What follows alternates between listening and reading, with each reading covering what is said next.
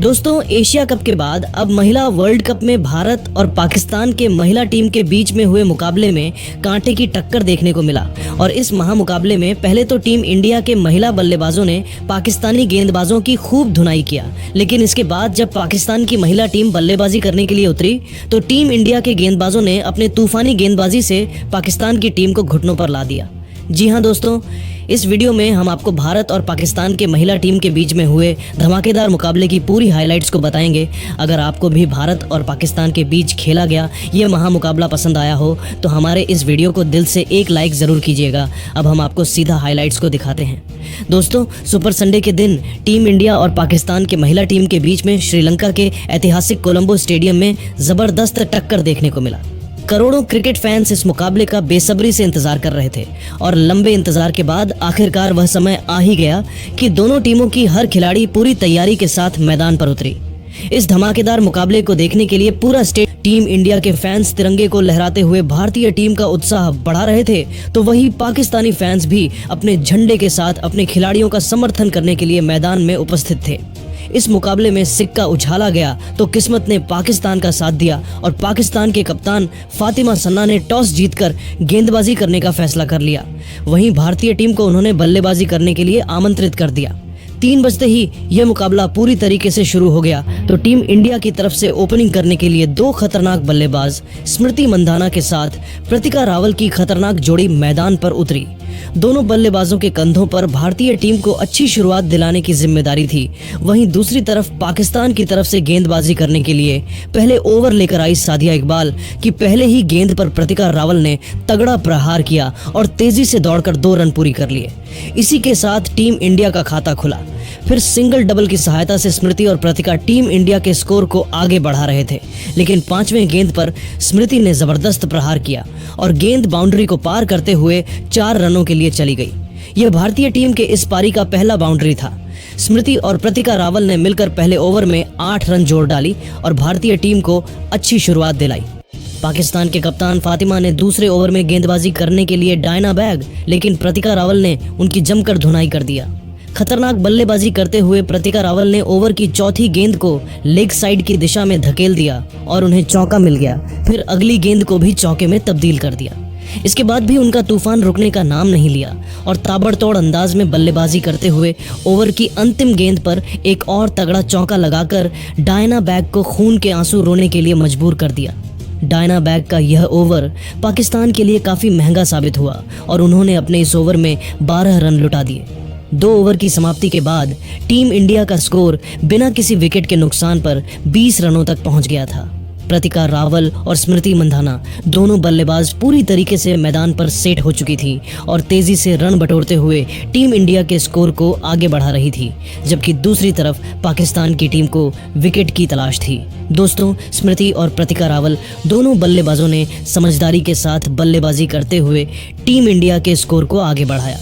दोनों खिलाड़ियों में से कोई ना कोई हर ओवर में बाउंड्री लग रहा था और पाकिस्तान की कोई भी गेंदबाज विकेट नहीं निकल पा रही थी। देखते ही देखते दोनों खिलाड़ियों के बीच में 40 से भी ज़्यादा रनों की साझेदारी हो गई और 8 ओवर की समाप्ति के बाद टीम इंडिया का दोस्तों 9वें ओवर में पाकिस्तान की तरफ से गेंदबाजी करने के लिए विकेट की तलाश में खुद कप्तान फातिमा सना आई। यहां पर टीम इंडिया के दोनों बल्लेबाज सिंगल डबल की सहायता से स्कोर को आगे बढ़ा रही थी। तभी ओवर की अंतिम गेंद पर फातिमा सना ने खतरनाक गेंदबाजी करते हुए स्मृति मंधाना को LBW करके उन्हें पवेलियन का रास्ता दिखा दिया। इस तरीके से भारतीय टीम को पहला झटका लग गया और स्मृति 23 रनों की पारी खेलकर वापस लौट गई। स्मृति का विकेट गिरने के बाद अब प्रतिका रावल का साथ देने के लिए मैदान पर हरलीन देवल उतरी।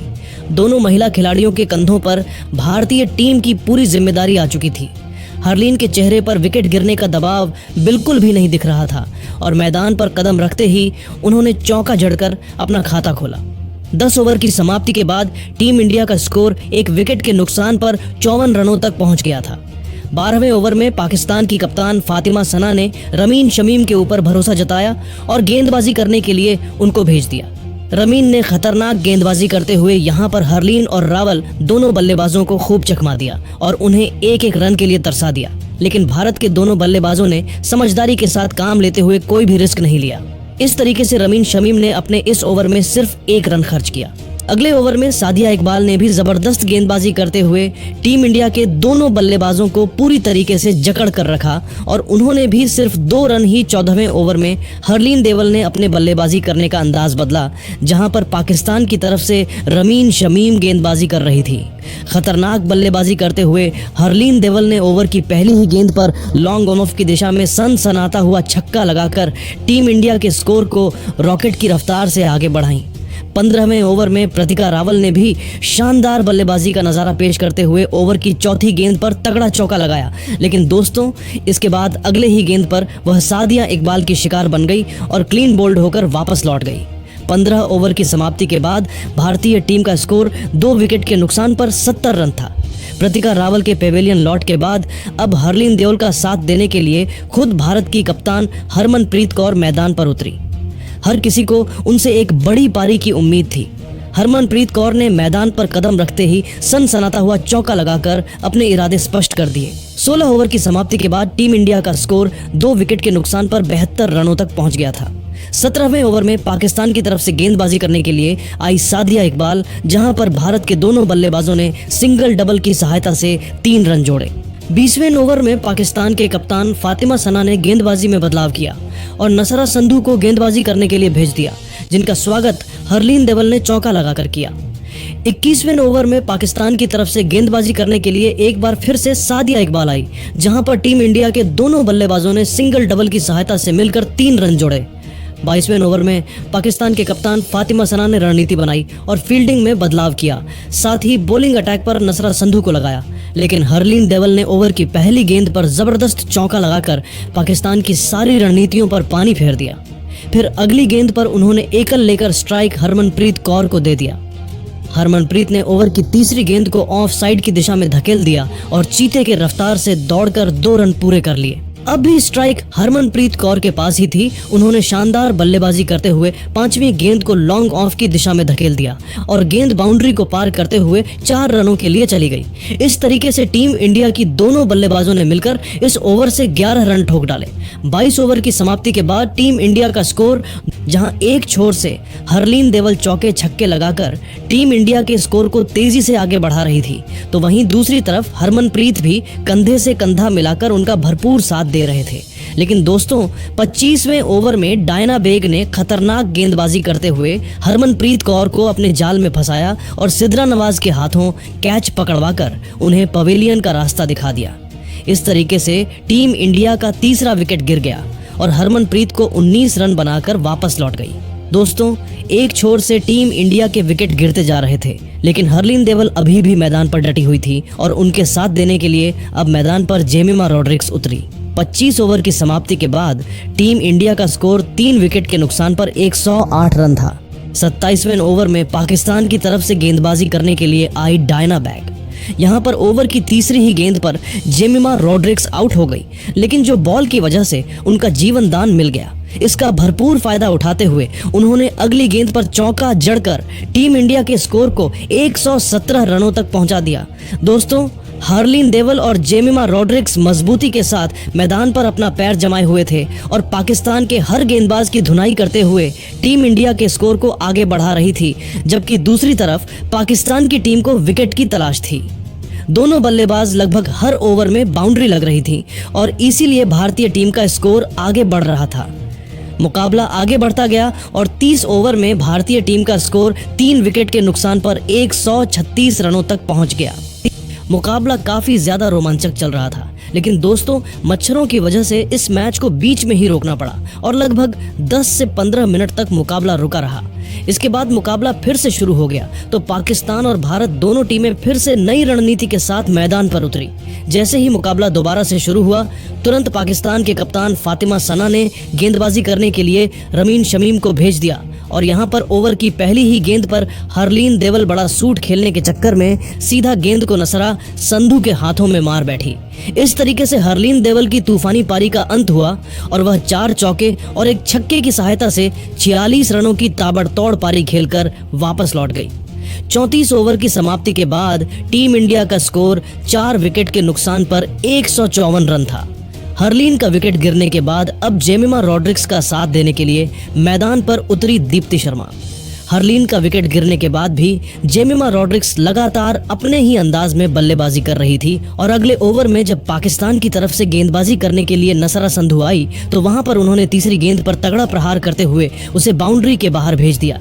लेकिन दोस्तों, संधू ने जाते जाते इसी ओवर के अंतिम गेंद पर जेमिमा रॉड्रिक्स को अपना शिकार बनाया और LBW करके उन्हें पवेलियन भेज दिया। जेमिमा 32 रनों की पारी खेलकर वापस लौट गई और भारतीय टीम का 5वां विकेट गिर गया। अब यहाँ से पाकिस्तान की टीम इस मुकाबले में मजबूत पकड़ बनाती हुई दिख रही थी और भारतीय टीम के लिए मुश्किलें बढ़ रही थी।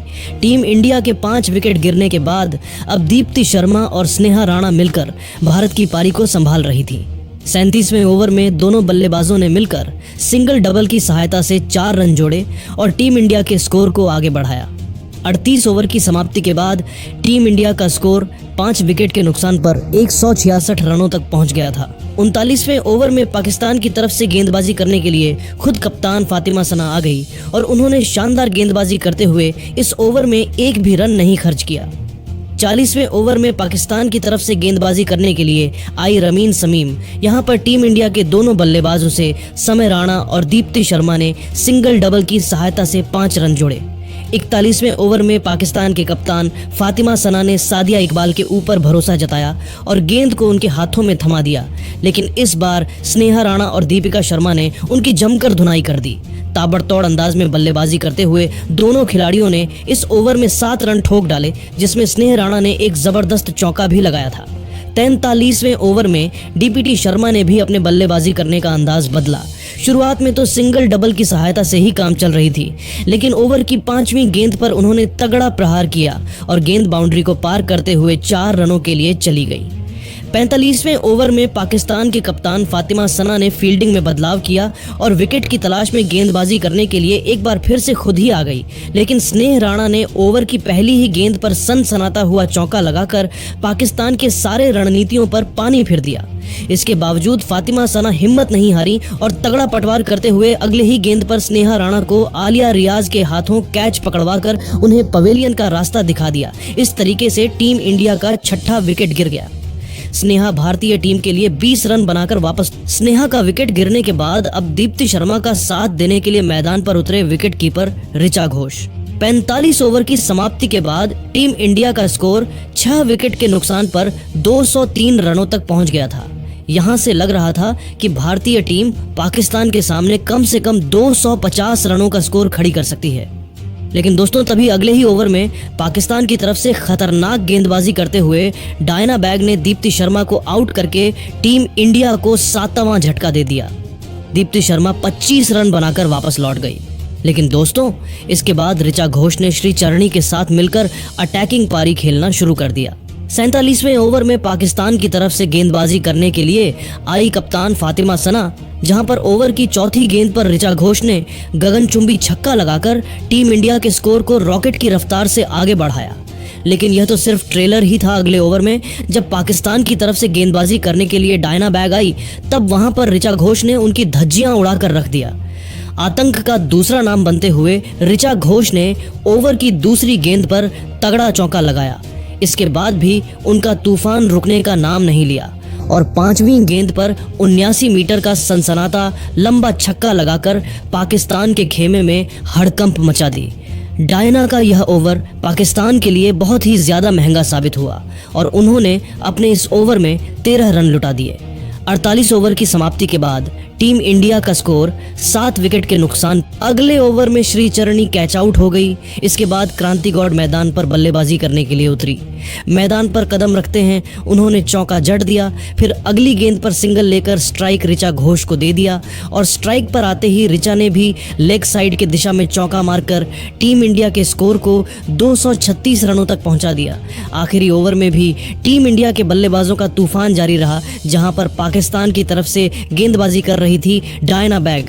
ओवर की पहली गेंद पर ऋचा ने शानदार चौका लगाया, फिर अगले 2 गेंद पर दोनों बल्लेबाजों ने सिंगल डबल लिया। चौथी गेंद पर क्रांति ने भी चौका लगाया, लेकिन अगली गेंद को वह आलिया रियाज के हाथों में मार बैठी। आखिरी ओवर में भारतीय बल्लेबाजों ने 11 रन ठोक डाले। इस तरीके से टीम इंडिया की महिला टीम ने 247 रन बनाए और पाकिस्तान को 248 रनों का पहाड़ जैसा लक्ष्य दे दिया। टीम इंडिया की तरफ से सबसे ज्यादा 46 रन हरलीन देओल ने बनाए, वहीं ऋचा घोष ने 35 रनों का योगदान दिया तो दीप्ति शर्मा ने 25 रन और जेमिमा रॉड्रिक्स ने 248 रनों के पहाड़ जैसे लक्ष्य को हासिल करने के लिए पाकिस्तान की तरफ से दो खतरनाक बल्लेबाज मुनीबा अली और सदाफ शमास की खतरनाक जोड़ी मैदान पर उतरी। दोनों बल्लेबाजों के कंधों पर पाकिस्तान को तेज शुरुआत दिलाने की जिम्मेदारी थी। वहीं दूसरी तरफ टीम इंडिया की तरफ से गेंदबाजी करने के लिए पहले ओवर लेकर आई रेणुका सिंह ने शानदार गेंदबाजी का नजारा पेश कर रही थी। उनकी खतरनाक गेंदबाजी के सामने पाकिस्तान के दोनों बल्लेबाज मिलकर पहले ओवर में सिर्फ 2 रन बना सकी। दूसरे ओवर में टीम इंडिया के कप्तान हरमनप्रीत कौर ने गेंदबाजी करने के लिए क्रांति गौड़ को भेज दिया। यहां पर भी पाकिस्तान की दोनों बल्लेबाज एक भी बाउंड्री नहीं लगा सकी। तीसरे ओवर में टीम इंडिया के कप्तान हरमनप्रीत कौर ने रेणुका सिंह के ऊपर एक बार फिर से भरोसा जताया और बॉलिंग अटैक पर उन्हें लगाया। यहां पर भी रेणुका ने खतरनाक गेंदबाजी करते हुए मुनीबा अली को खूब चकमा दिया और उन्हें एक रन के लिए तरसा दिया। 3 ओवर में पाकिस्तान का स्कोर बड़े ही मुश्किल से सिर्फ 5 रन बन सका और यहीं से पाकिस्तान की टीम पर दबाव बनना शुरू हो गया था। चौथे ओवर में टीम इंडिया की तरफ से विकेट की तलाश में गेंदबाजी करने के लिए आई। इस बार भी वह खतरनाक गेंदबाजी करते हुए पाकिस्तान की दोनों बल्लेबाजों को खूब परेशान कर रही थी। ओवर के अंतिम गेट मुनीबा अली के पैड से लगी भारतीय टीम की तरफ से यहां LBW के लिए अपील किया गया, लेकिन अंपायर ने आउट नहीं दिया। तभी दोस्तों पीछे से विकेट कीपर ऋचा घोष ने गेंद को पकड़कर स्टंप पर दे मारा और बड़े स्क्रीन पर यह साफ देखा गया कि तब तक मुनीबा अली क्रीज से बाहर हो चुकी थी और थर्ड अंपायर ने रन आउट दे दिया। इस तरीके से पाकिस्तान की टीम को पहला झटका लग गया और मुनीबा अली अपनी टीम के लिए सिर्फ 2 रन बनाकर निराश मन से वापस लौट गई। मुनीबा अली का विकेट गिरने के बाद सदाफ शमास का साथ देने के लिए मैदान पर उतरी सिद्रा अमीन। दोनों बल्लेबाजों के कंधों पर पाकिस्तान की पूरी जिम्मेदारी आ चुकी थी। अमीन ने मैदान पर कदम रखते ही 5वें ओवर के अंतिम गेंद पर चौका लगाया, जो कि पाकिस्तान के इस पारी का पहला बाउंड्री था। 6 ओवर की समाप्ति के बाद पाकिस्तान का स्कोर 1 विकेट के नुकसान पर 18 रन था।